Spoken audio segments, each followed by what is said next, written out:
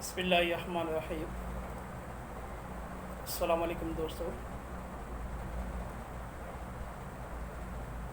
یہ دنیا جس کے اندر ہم رہتے ہیں، اللہ رب العزت نے ہمیں اس دنیا کے اندر بھیجا ہے کہ رب ذوالجلال کی عبادت کیجیے، اللہ تبارک و تعالیٰ کو راضی کیجیے، اور یہ انسانیت کے پیدا کرنے کا مقصد یہ ہے وما خلقت الجن والانس الا لیعبدون، کہ اللہ نے انسان اور جن کو اپنی بندگی و عبادت کے لیے پیدا فرمایا ہے۔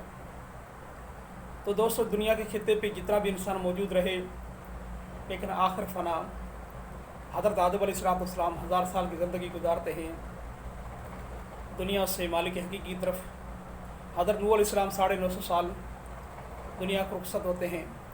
سرور کائنات مقصود کائنات پیارے کریم آقا علیہ السلام نے اس دنیا کو الوداع کہا، تو اسی طرح سے ہر انسان کو اس دنیا سے رخصت ہونا ہے۔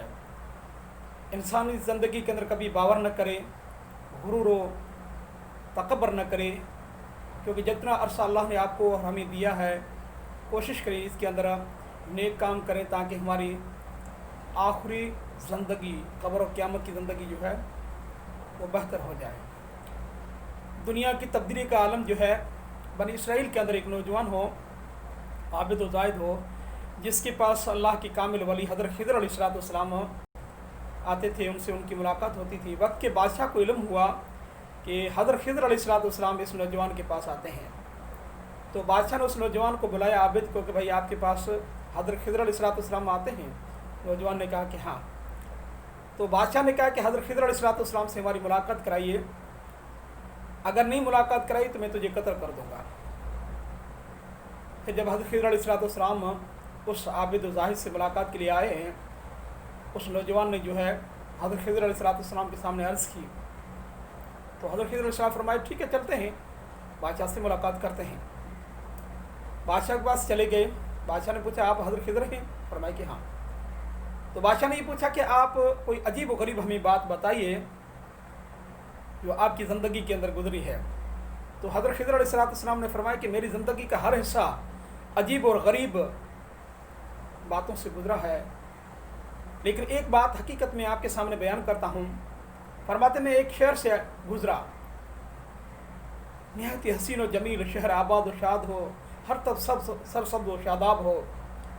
فرماتے ہیں اس کے بعد 500 سال کے بعد دوبارہ جب میرا گزر ہوا، میں نے کیا دیکھا کہ وہ شہر جو ہے وہ برباد ہو چکا ہے، شہر کا نام و نشان تک نہیں ہے، وہاں پہ ایک جنگل ہی جنگل پڑا ہوا ہے، کچھ لوگ ہیں وہاں پہ لکڑیاں چن رہے ہیں۔ میں نے پوچھا کہ یہ شہر کب برباد ہوا ہے؟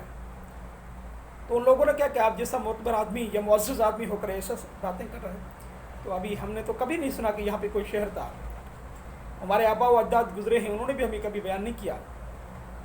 فرماتے اس کے بعد 500 سال کے بعد پھر میں وہاں سے گزرا ہوا، میں نے کیا دیکھا کہ اسی جنگل کے اندر ایک پانی کا دریا بہہ رہا ہے، کچھ لوگ مچھلی کا شکار کر رہے ہیں۔ میں نے ان سے پوچھا کہ بھائی یہاں پہ جو ہے یہ دریا کب سے آباد ہے؟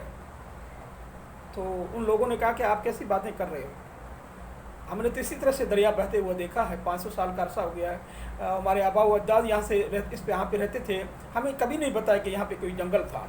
فرماتے پھر 500 سال کے بعد دوبارہ میرا جب گزر ہوا، میں نے کیا دیکھا کہ اسی میدان کے اندر جو ہے، اسی دریا کے جہاں پہ بہہ رہا تھا وہاں پہ ایک چٹیل میدان ہے، بالکل کھلا میدان پڑا ہوا ہے، دریا کا یا پانی کا نام و نشان تک موجود نہیں۔ میں نے لوگوں سے پوچھا کہ بھائی یہاں پہ دریا کب خشک ہوا ہے، یہ جنگل کب بن گیا ہے، چٹیل میدان کب بن گیا ہے؟ ان لوگوں نے کیا کہا آپ کیسی باتیں کر رہے ہو، ہمارے آبا و اجداد گزرے، کبھی ہمیں انہوں نے تذکرہ نہیں کیا ہے۔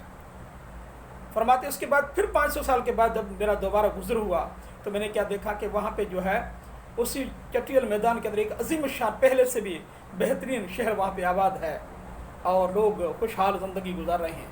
لوگوں سے میں نے پوچھا کہ بھئی یہ شہر کب سے آباد ہوا ہے؟ لوگوں نے کہا آپ کیسی باتیں کر رہے ہو، ہمارے آبا و اجداد گزر گئے ہیں، وقت گزر گیا ہے، ہم نے یہاں پہ شہر ہی دیکھا ہے، اور کبھی کوئی نہ دریا دیکھا، نہ جنگل دیکھا، نہ کوئی میدان دیکھا ہے۔